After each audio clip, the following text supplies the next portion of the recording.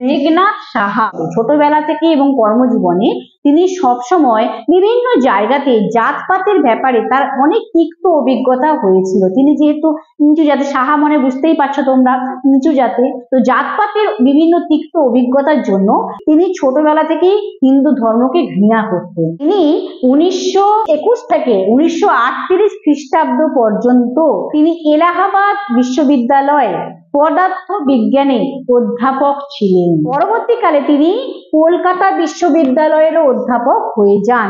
এই মেঘনাদ সাহা তিনি 1927 খ্রিস্টাব্দে তার যে এই যে পদার্থ বিজ্ঞানে তার যে অবদান, বিজ্ঞানের ক্ষেত্রে তার যে অবদান, তার জন্য তিনি 1927 সালে লন্ডনে রয়্যাল সোসাইটি ফেলো তিনি নির্বাচিত হন। তার উল্লেখযোগ্য আবিষ্কার কি? সাহা আয়নী ভবন সমীকরণ। এটা হচ্ছে তার উল্লেখযোগ্য আবিষ্কার, যে সমীকরণ ব্যবহার করে এখনো জ্যোতির্বিজ্ঞানে নানা কাজকর্ম করা হয়।